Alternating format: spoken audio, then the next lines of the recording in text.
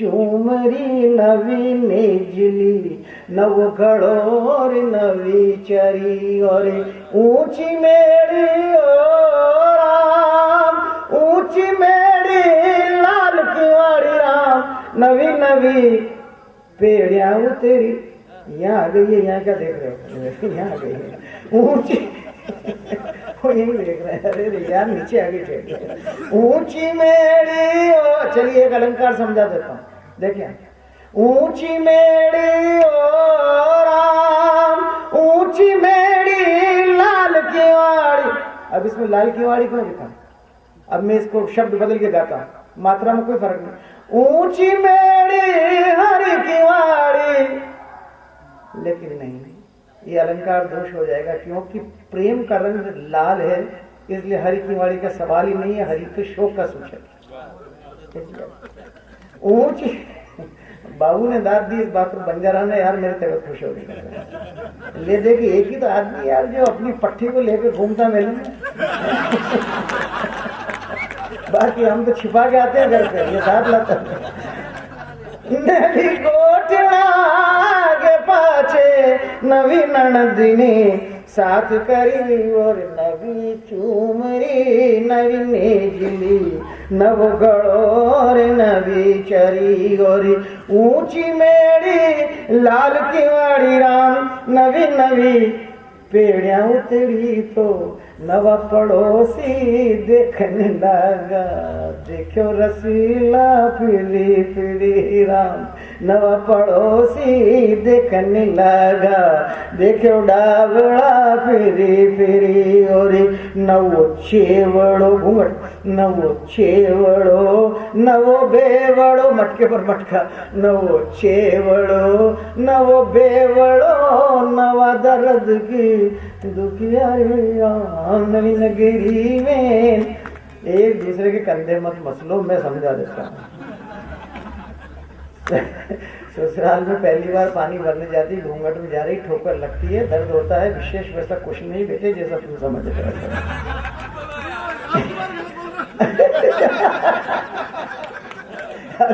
अब ये सब तन्मय हो गए हैं, एकाग्र हो गए हैं, इन्हें अब कोई काम नहीं बचा देगा।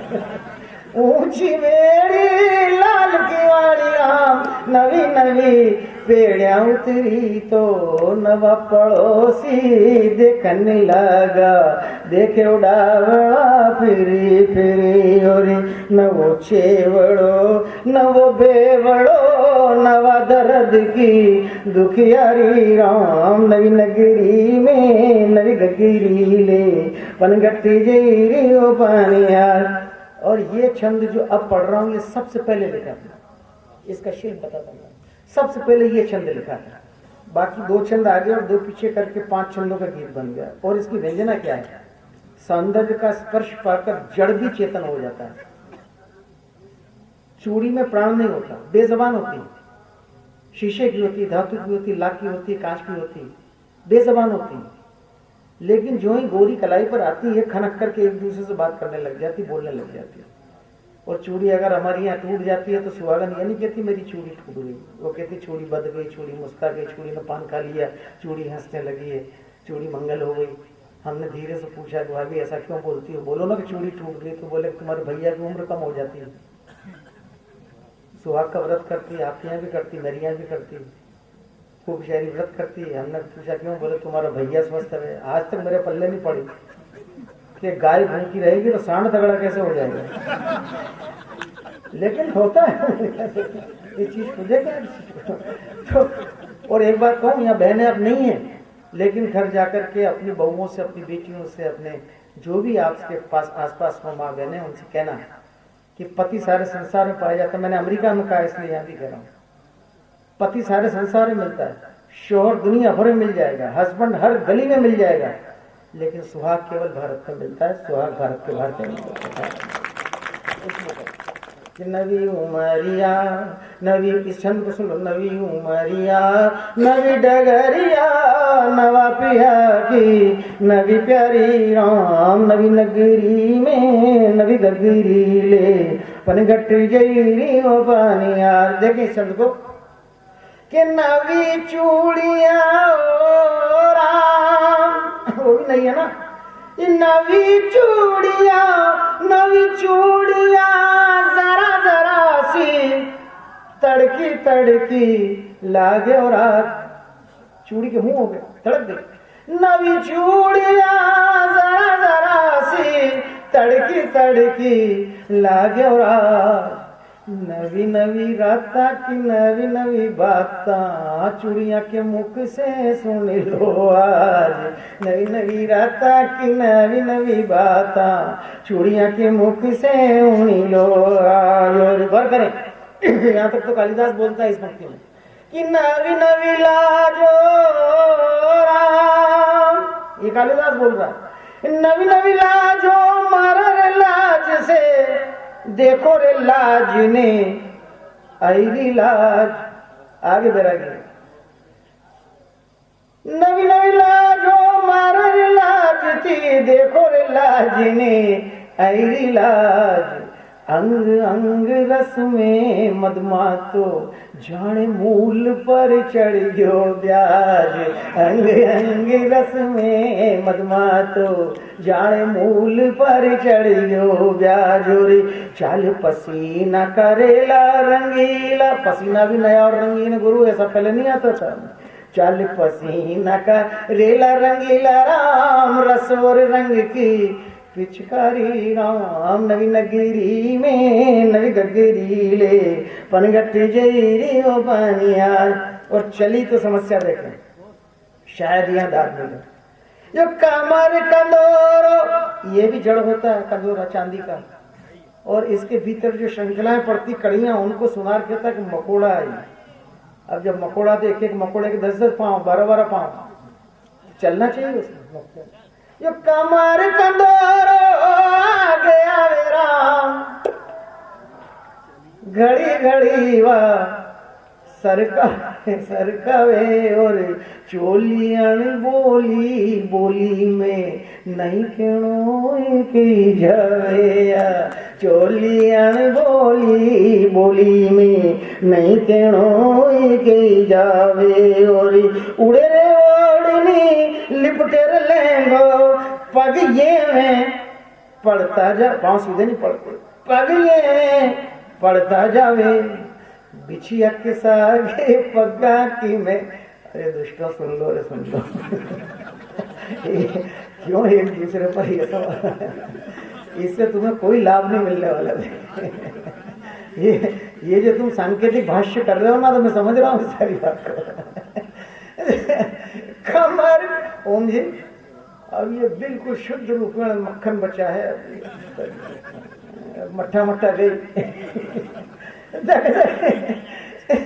कमर कंदोरो आ गया वे राम घड़ी घड़ी वा हर कावे। और चोलियन बोली बोली में नहीं केणो के जावे। और उड़ी ओढ़नी लिपटे लेगो पग ये में पड़ता जावे। और बिछिया के साथ पगा की मेहंदी नवा नवा रसिया गावे। और नवी पनैया कभी रस के लिए नायिका की जूतियों में घुस गया, अब वहां से क्या लाएगा।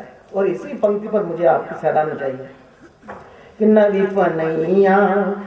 पनैया काटे रे कन्हैया, नवी पनैया काटे रे कन्हैया। नवा नवा छालावारी नवी छाले भी नवी नगरी में नवी गगरी ले पनघट जई ओ पानिया। और इस सत्यनारायण की कथा का 5वां अध्याय प्रस्तुत कर रहा हूँ। जैसे विराजो दादा दादा बैठो बैठो, मैंने कहीं नहीं बगाड़े, आप बैठो, आप विराज आप बैठो, हाँ विराज जा सकते।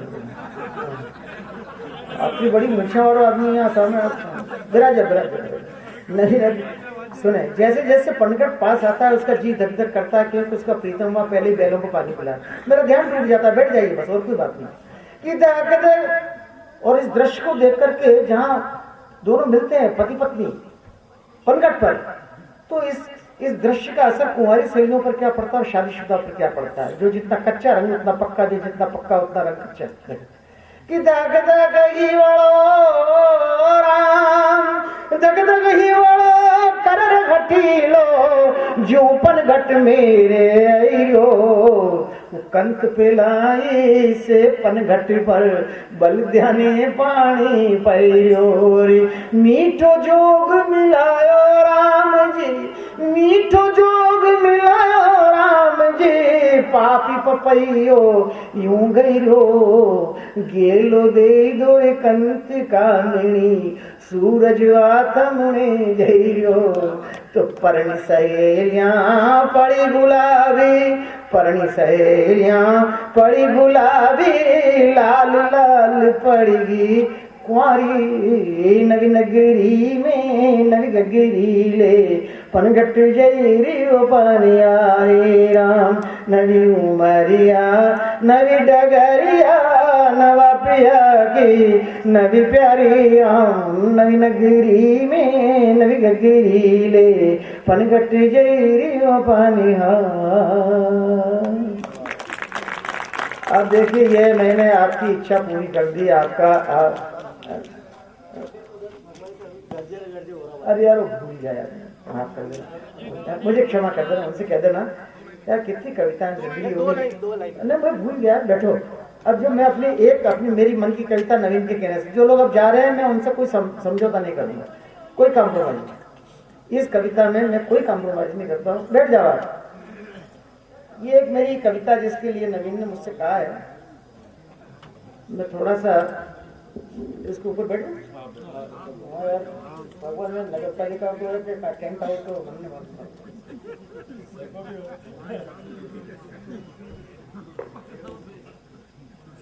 नगर पालिका को है तो ये कविता यार देखो हमने पता नहीं आपकी क्या क्या बातें सुनी सारी रात 10 बजे से सुन रहे हैं और ये 4:15 बज गया मेरी घड़ी में। ये किसका बोल रहा है जिसका भी हो जिसका है मैसेज आ रहा है और ये साला इसमें भी आता है मैसेज तो हमारे यहाँ तो सरपंच समझती नहीं बोले मैसेज आएगी साहब आपके बटन दाब दो साहब आपकी मैसेज आएगी साहब।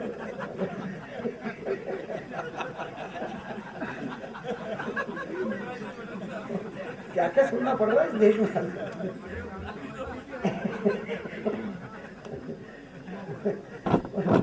आपको दिन में कितनी मैसेज आया साहब बताना पड़ता है कि मैसेज नहीं है मैसेज है। अरे हाँ साहब मैसेज है। ये कविता है मेरी जो मेरी जिंदगी की एकमात्र कविता है और इसका एक भी शब्द आपको समझ में नहीं आएगा ये मैं अभी से गारंटी दे रहा हूँ आपको और समझ में आ जाए तो मुझे लगता है कि मामला बहुत आगे बढ़ गया। एक नाम आपने सुना होगा जिन नाम सुना आप लोगों ने भैया अभी मूवमेंट बंद कर दिया ठीक प्लीज जहां आपको फिक्स होना फिक्स हो जाएगी। दिनकर जी की मैं 3 कवियों का निर्माण हूं 3 कुमारों का एक मटका आपके सामने ठनठना रहा है। मेरे तीनों कुमारों का नाम बता देता हूं। एक का नाम है राष्ट्रीय कवि रामधारी सिंह दिनकर दूसरे का नाम है पंडित भवानी प्रसाद मिश्र और तीसरे का नाम है डॉक्टर शिवमंगल सिंह सुमन।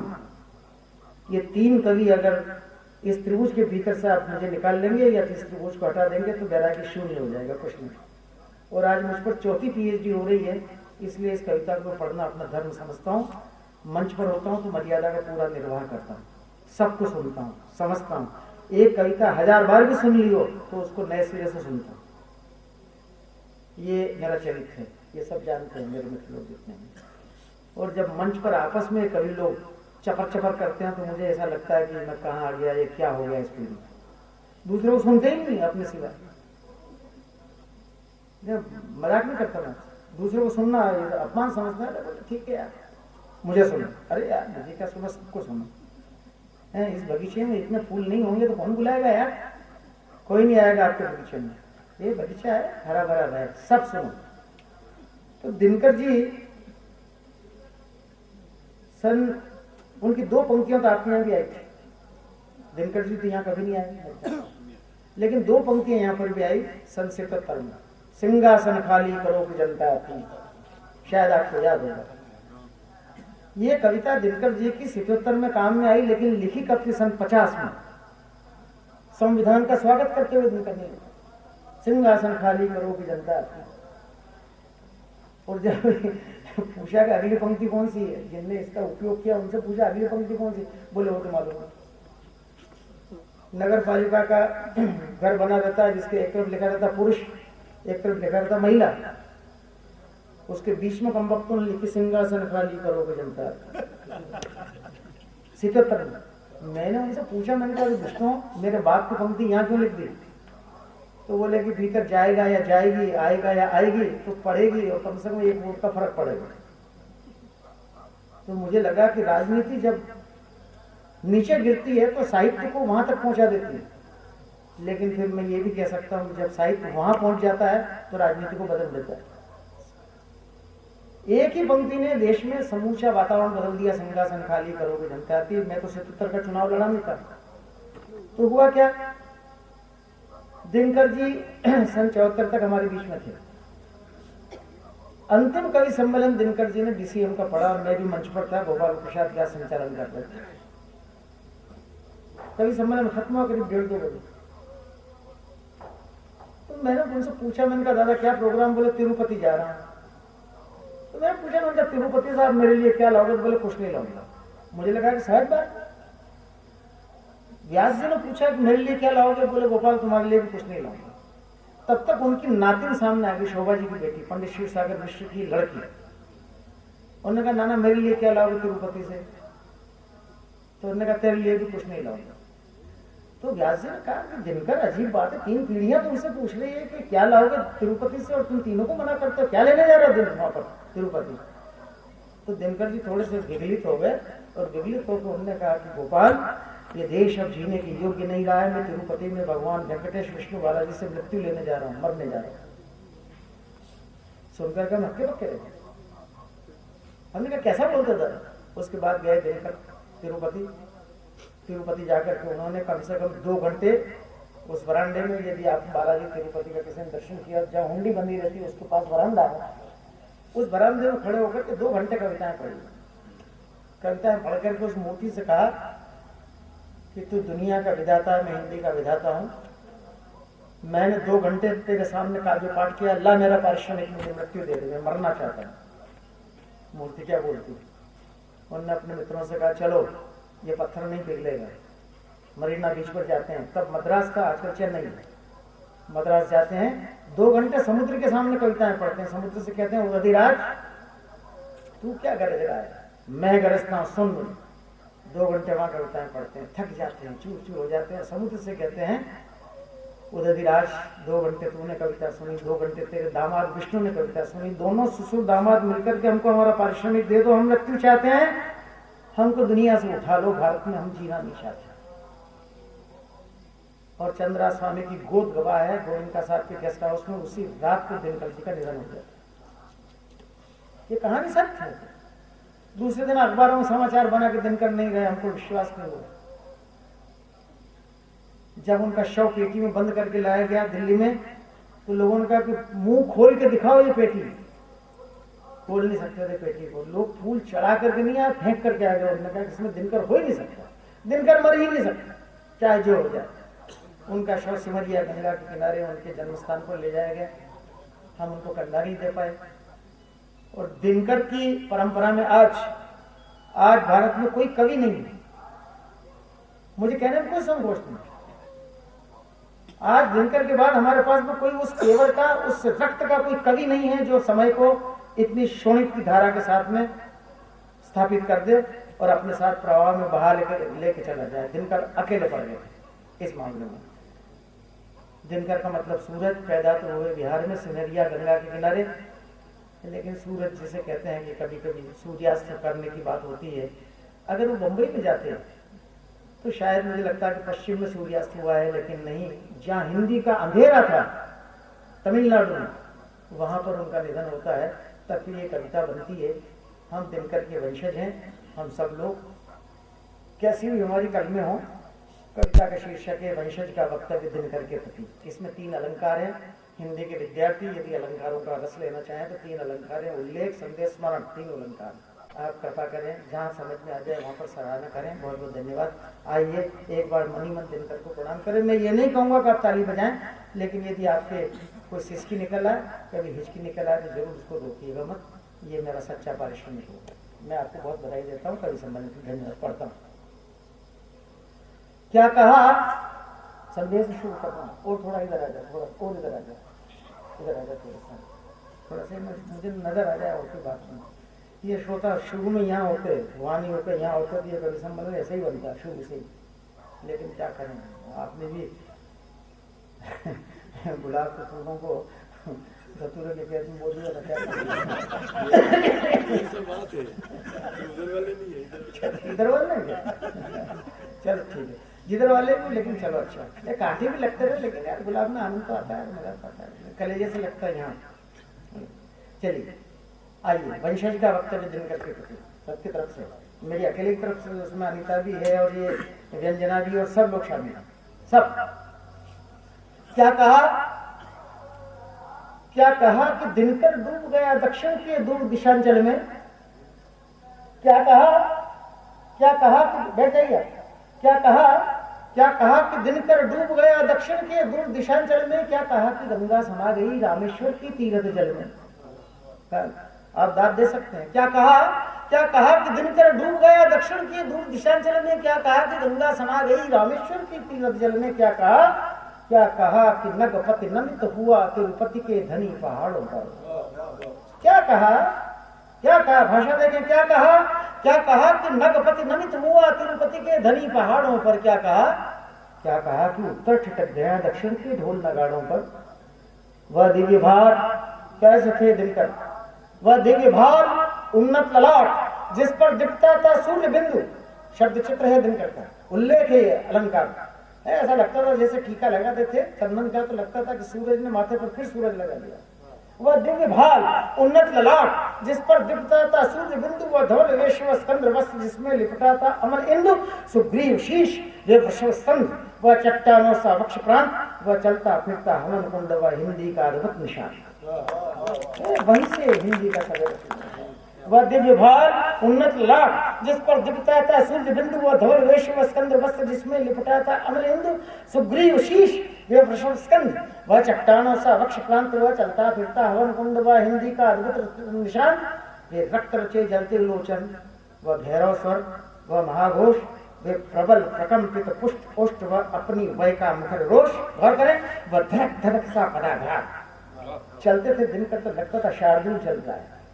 धरती का वह धड़क धड़क सा पदाघात, वह दिगंत का सिंहनाद, वह लावे का जीवित प्रमाण, वह पौरुष का संपूर्ण स्वाद। शायद अगले छंद से आप इस कविता को पकड़ लें। क्या थे दिनकर, वह आर्य रक्त का युद्ध गीत।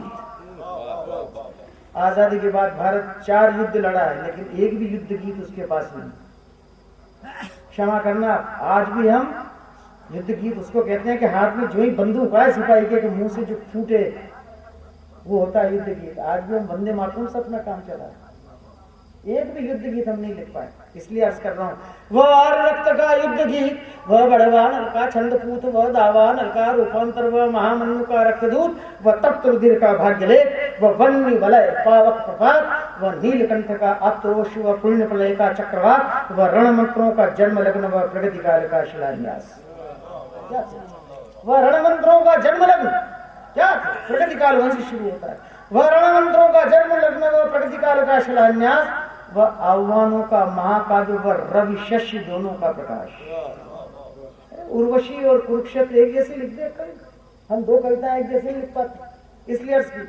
वह आह्वानों का महाकाव्य, वह रवि शशि दोनों का प्रकाश, निर्धूम नल का मणिकिरीट, वह परशुराम का कटकुठार, वह संकल्पों का युग चारण, वह मसीमय असिका रक्त ज्वार, आजान बाहु, वह काल पुरुष, वह कामिनियों का कंठहार, वह उर्वशियों का स्वप्नदेव, वह ऋतुमतियों का ऋतु समाह, पर्याय पुरुष, वह शोणित का वह शताब्द का स्पष्ट भाष्य, वह कुरुक्षेत्र का काव्य कमल, वह यौवन का ऊर्जित उपास, वह वासुदेव सांगन का। वासुदेव संस्कृत में पीपल को कहते हैं। पीपल का पत्ता सबसे पहले बताता है काम करके हवा किधर की चल रही है। कवि उसी तरह से सबसे पहले बताता कि हवा किधर की चल रही, देश किधर चल रहा है। वह वासुदेव से अंगन का, वह पूर्व घोष पूर्वोदय का, 49 पवन का अनुगायक, वह रश्मति सूर्योदय का, वह राजनीति का कुश अंकुश, वह अघट अनय का रिपु विशेष, राजीव नयन, वह करुणाकर, वह संस्कृतियों का अर्थश्लेष। वह मूंद गया अपनी आंखें, वह मूंद गया अपनी आंखें, क्या कहते हो? वह चला गया अधघायल माता हिंदी को, वह बांध हिचकियां रुला गया। विश्वास नहीं होता मुझको, लगता है सब कुछ असत्य। प्रतिवाद करो, ऋण मांगूंगा, यह है असत्य, यह नहीं सत्य। मरता है केवल मर्त मनुष्य, वह अमर कहां मर सकता है? आजीवन जिसने नए गाया, क्या वह भी छल कर सकता है? कल ही तो उसका काव्य पाठ, मित्रों ध्यान चाहूंगा, कल स्मरण है, कल ही तो उसका काव्य पाठ सुनता था, सागर शांत पड़ा। तिरुपति का नाथ सुना मैंने, हो गया मुग्ध, रह गया खड़ा। वह मृत्यु याचना तिरुपति में अपने श्रोता से कर बैठा, और वहीं कहीं वो समाधिस्थ क्या कहते हो कि मर बैठा। यदि यही मिलेगा देवों से उत्कृष्ट काव्य का पुरस्कार, तो कौन करेगा धरती पर ऐसे देवों को नमस्कार। यदि यही मिलेगा देवों से उत्कृष्ट काव्य का पुरस्कार, कौन करेगा धरती पर ऐसे देवों को नमस्कार। मैं उन्हें दादा कहता था, कितना अच्छा होता दादा, कितना अच्छा होता दादा, यह पारिश्रमिक नहीं लेते, उस निर्मम श्रोता के आगे तुम मुझसे कविता पढ़वा देते। तुम करते रहते संचालन, मैं कविताएं पढ़ता रहता, बारी में तुम्हारी आ पाती, उद्दंड सतत करता रहता। पर पता नहीं तुम क्यों कैसे मानस पुत्रों को टाल गए, इस बौनी गूंगी पीढ़ी पर वाणी का बोझा डाल गए। मित्रों, हम तो मंच पर बैठने का शऊर नहीं जानते, हम क्या हिंदी की सेवा करेंगे? माइक्रोफोन पर आकर के हम कैसी कैसी बातें करते हैं। कभी हम अपने आप को देखते हैं इन कैमरों में? देखें तो पता चले कि हमने किस कदर बदतमीजियां की है। इसलिए अर्ज कर रहा हूं, पता नहीं तुम क्यों कैसे मानस पुत्रों को टाल गए, इस बौनी गूंगी पीढ़ी पर वाणी का बोझा डाल गए। हम कंधा तुमको दे न सके, हम श्राद्ध तुम्हारा कर न सके, जो शून्य बनाया है तुमने, हम तिलवर उसको भर न सके। पर संभव हो तो सुनो, आज यह इस पीढ़ी की वाणी है, संस्कार तुम्हारा बोल रहा, यह गिरा अमर कल्याणी है वचन समूची पीढ़ी का। हम तुम्हें नहीं मरने देंगे, इस आंगन में तम को तंड हम कभी नहीं करने देंगे। है वचन समूची पीढ़ी का, हम तुम्हें नहीं मरने देंगे, इस आंगन में तम को तंड हम कभी नहीं करने देंगे। ध्यान दे, तुम नहीं मरे हो निर्वंशी, मैं साबित करने आया हूं। बेशक अनाथ हूं आज भले, तो भी दिनकर का छाया हूं। हे तीन लोक, हे तीन लोक, 14 भुवन, वक्तव्य सुनो इस वंशज का, दायित्व निभाऊंगा पूरा मैं दिनकर जैसे पूर्वज का। आश्वस्त रहो हे पूज्य जनक, वाणी में अंश तुम्हारा है, कुल गोत्र भले ही हो कुछ भी, पर ये सारा वंश तुम्हारा है, सारा वंश। बहुत बहुत धन्यवाद, बहुत बधाइयाँ, बहुत प्रणाम। आज की रात जो कुछ अच्छा है वो हिंदी का है, राजस्थानी का है, मालवी का है, जो बुरा है वो हम कवियों का व्यक्तिगत है। अच्छा अपने साथ पीढ़ियों के लिए ले जाइए, बुरा हमको दे जाइए। एक जगह एक बार अपने स्थान पर खड़े होकर 10 बार कम से कम आज के सम्मान में ताली बजाएंगे। बड़ी अच्छा है।